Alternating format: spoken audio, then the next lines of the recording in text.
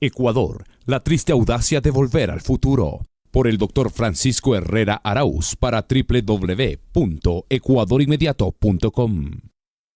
La frase del presidente de la República, Lenín Moreno Garcés, con la cual aseguraba que a partir de este discurso solo voy a hablar del futuro, lo que pudo ser entendida como una especie de parteaguas con la que divide a su historia en el poder tras 2 años de mandato. Sin embargo, por lo que ha hecho hasta este momento, en medio de una ingrata contradicción, se puede prever que ese futuro que le espera va a ser más ingrato aún, con serios peligros a la estabilidad de la nación.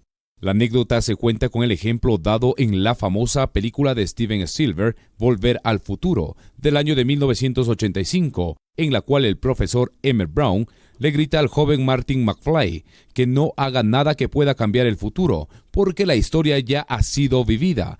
Esto refleja cómo nuestros actos, una vez que los hemos ejecutado, no pueden volverse atrás, no pueden comprometer nuestro futuro próximo como si no hubiéramos vivido.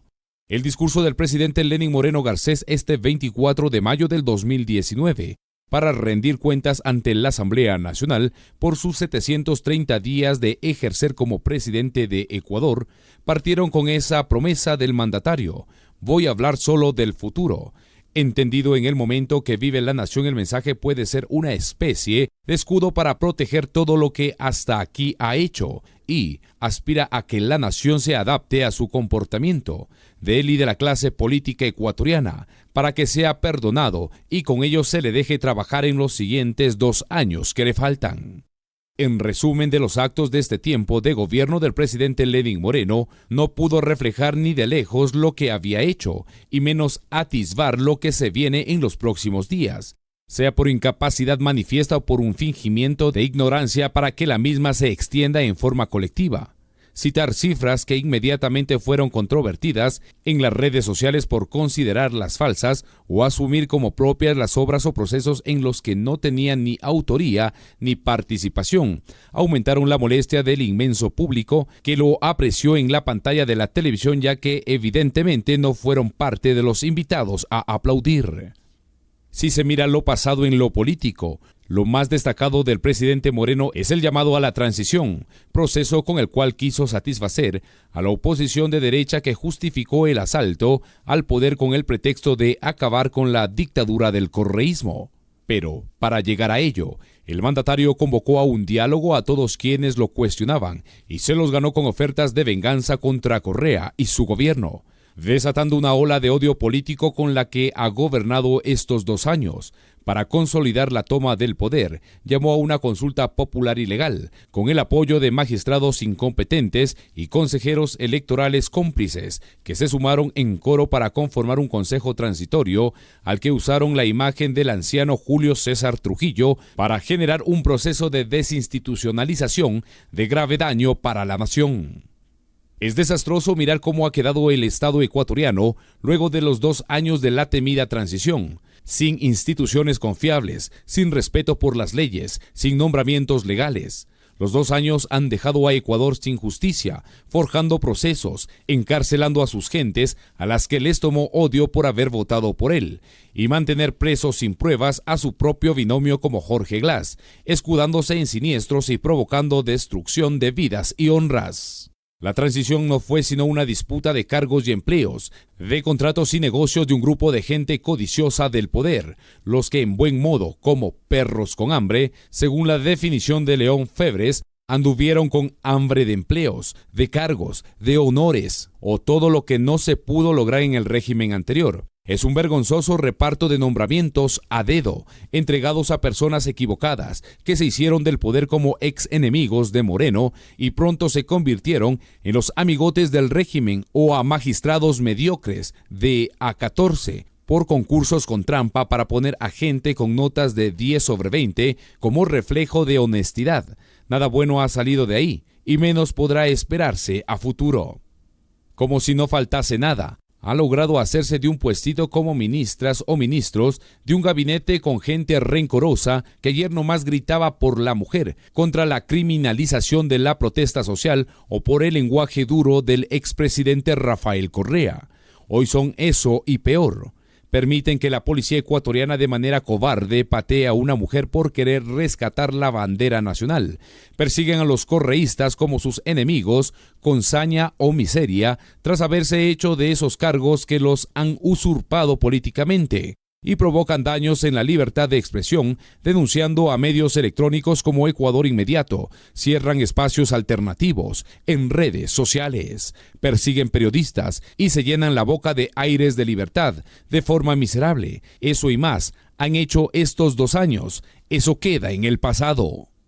Económicamente, en los 2 años, el régimen de Lenín Moreno Garcés ha cumplido con poderosos grupos que mandan en el Ecuador.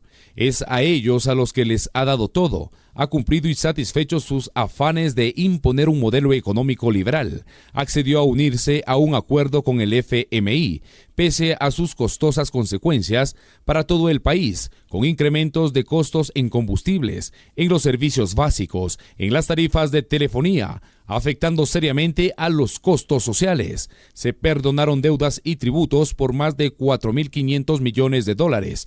Se olvidaron cobros por más de 2.000 millones en facturas falsas. Se tramitaron leyes de fomento productivo a costa del país y su esfuerzo fue para beneficiar solo a un grupo de poderosos empresarios.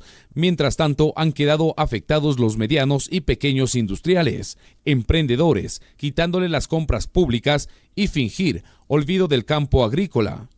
Se aduce apoyo porque se les ha dado ínfimos respaldos o créditos sin planificación alguna, provocando un desastre mayor ya que no hay plan económico.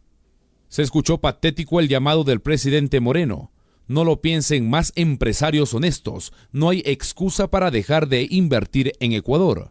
Como si ya ha sido suficiente lo dado como para exigirles que pongan algo a cambio. Es una muestra del fracaso de su política económica, ya que es notorio que la tan proclamada inversión por cerca de 11.000 millones de dólares no llega, y se extraña que no sepan el motivo. El problema pasa por lo mayor. Si hay algo que exigen los tan esperados inversionistas, es seguridad jurídica.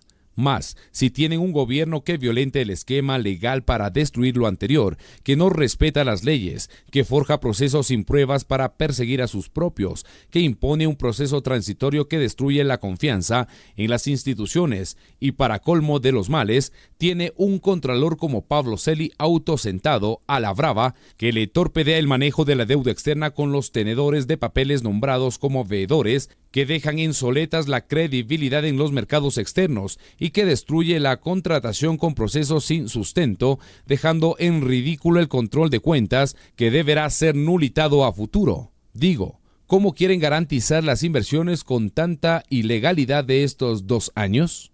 Da para pensar. La frase cita el pedir que no piensen ante tal desastre jurídico, ya que esto han hecho y no pueden retroceder. Lo social en el país es el fiel reflejo del afán perverso para perseguir y destruir lo que se había avanzado en la nación.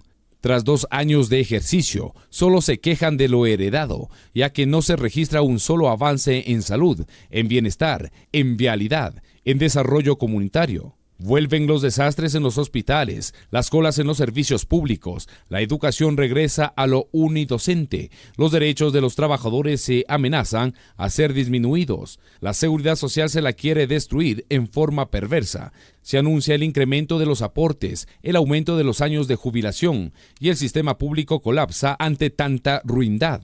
Lo más impactante es la destrucción del empleo. Más de 300.000 empleos se terminaron en los 2 años, según cifras oficiales, y tan solo del sector público se promete votar a más de 160.000 empleados con familias, provocando una conmoción social impredecible. Pero el mandatario asegura que el empleo ha crecido, siendo esta una falacia oficial impregnada en el discurso. A estas alturas, la sociedad ecuatoriana da la impresión de hallarse totalmente desmovilizada, ya que el régimen en forma muy hábil comprometió a las organizaciones sociales, a la dirigencia sindical y política de la nación, a que se unan todos para acabar con el correísmo.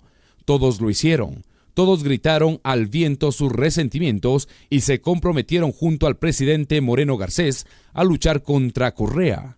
Hoy, cuando se está tomando medidas duras, se compromete con el FMI, se despide a la gente, se abusa del poder con la persecución y ya vienen las privatizaciones. Su silencio es miserable. Se sienten manipulados y no pueden hacer nada, porque los amordazaron con una venda de oro, que se paga con el odio político saciado, mientras que las reacciones más virulentas se limitan a la comodidad de las redes sociales, condenándonos a un estado de complicidad absurda frente al abuso en el gobierno. La política exterior es tenebrosa por sus efectos posteriores. El sometimiento a los norteamericanos le llevaron a un forzado reconocimiento de Juan Guaidó como presidente y que solo implica la poca visión de la diplomacia ecuatoriana que termina por avalar un golpe de Estado en Venezuela.